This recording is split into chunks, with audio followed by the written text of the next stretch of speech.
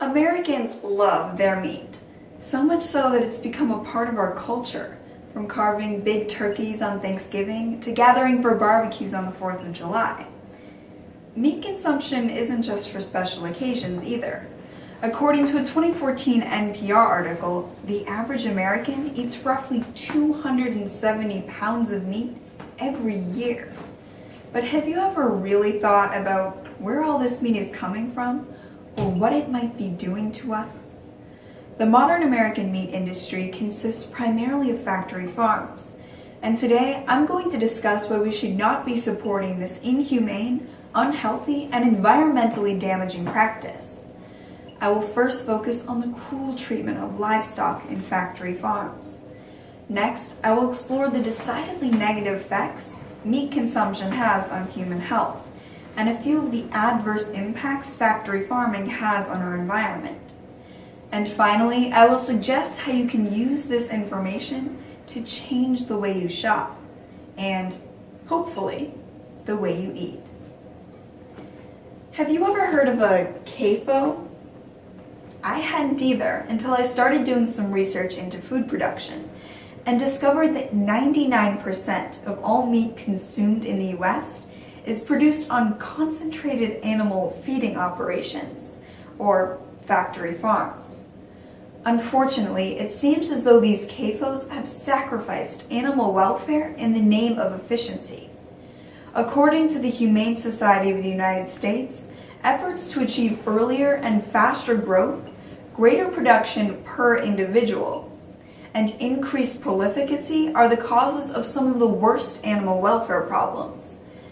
This is in part because there are no federal laws to regulate the living conditions for CAFO animals, so they're typically kept in cramped buildings or enclosures where they have barely enough room to move in order to maximize production. The organization Last Chance for Animals, or LCA, describes the horrific living conditions for CAFO animals in their article, Factory Farming. Chicks are pulled along conveyor belts and sorted by sex. The males are either suffocated in garbage bags or ground up alive. The females' beaks and claws are clipped without any anesthesia, and they're sent to either a layer house or a broiler house. 5 to 8 layer chickens are kept in one 14-square-foot metal cage, and broiler chickens are pumped with hormones that make their breasts and thighs so big their bones can't even support their own weight, and they often break if they try to stand. Conditions are just as bad, if not worse, for cows and pigs. LCA states that beef cattle live in dusty holding pens where they're forced to eat and sleep in their own excrement. They're given growth hormones, and because the air is so full of bacteria, many contract respiratory disease. Female pigs are kept pregnant constantly, but can only nurse their piglets for a few weeks before they're taken away to be fattened up in pork CAFOs, where pigs live in 1 to 2 foot wide metal cages with no bedding and barely enough room to stand upright. These are some of the worst injustices suffered by animals on factory farms, but not even close to all of them. I understand that many people have a different perspective on animal rights, so I will offer a more objectively compelling reason to stop factory farming: our health. You've probably all heard at one point or another to limit red meat consumption, but most Americans don't really heed this advice, and those that do tend to go for what are considered to be the healthier meat options, such as chicken. But according to a 2014 USC News article, people who consume meat in excess are 4 times more likely to die of cancer. That's a mortality risk factor comparable to smoking. Another article published in the peer-reviewed journal Cell Metabolism even asserts that people who consume lots of protein from any animal source, including meat, dairy, and eggs, are 74% more susceptible to early death in general, from ailments including obesity, heart disease, and cancer. But the health risks of animal protein aren't limited to diseases later in life. The unsanitary conditions on factory farms severely increase the likelihood of contamination.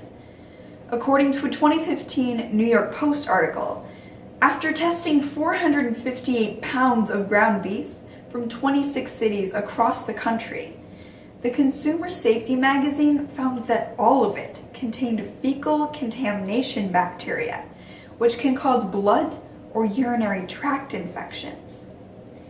The antibiotics used on factory farms to prevent the spread of disease between animals are also contributing to the growing problem of antibiotic resistance in people, which has created incurable strains of diseases that could previously be eradicated by a shot of penicillin.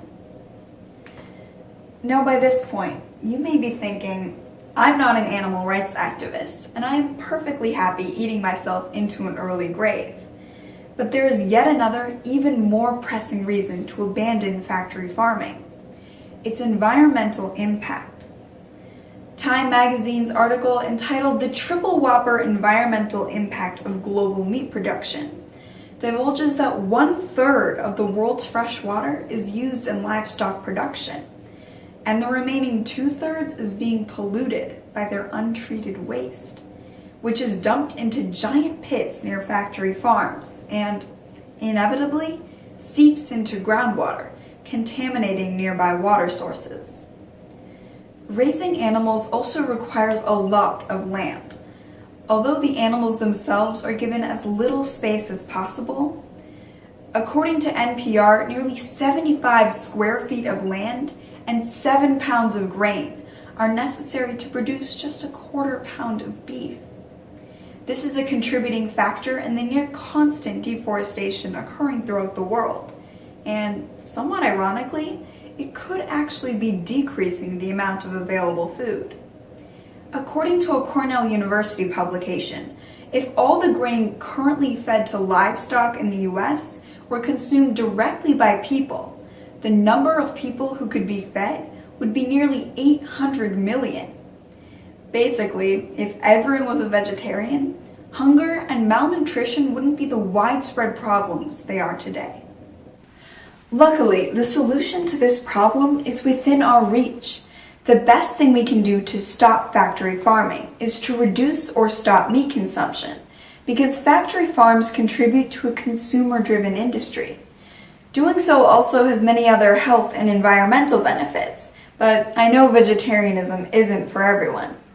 To those of you who don't think you could give up meat, the best thing you can do is scale back your meat consumption. Maybe go meatless 1 or 2 days a week, and purchase meat from grass-fed and free-range animals, which are raised much more humanely and are much healthier.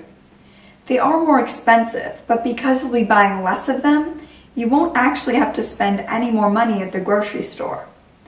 It may not seem like our choices can make a difference, but just a few years ago in 2014, Walmart launched its Global Sustainable Agriculture Program, which according to the Harvard Business Review included sourcing its meat from local, sustainable farms. This change occurred because consumers not only voiced their dissatisfaction with the factory farming industry, but also because they made it clear they were willing to pay more for higher quality food. This really shows the importance of our choices and our ability to affect positive change. It all starts with your decision to say it's worth the extra money to avoid the additional moral and physical costs of factory farms. Factory farming in the US contributes to a whole host of animal rights violations, human health issues, and environmental problems. But we can use our power as consumers to alleviate them. It may seem like overeating meat is almost a prerequisite for American citizenship, but together we can create a new culture and new American traditions that promote the humane treatment of animals, sustainability, and our own well-being.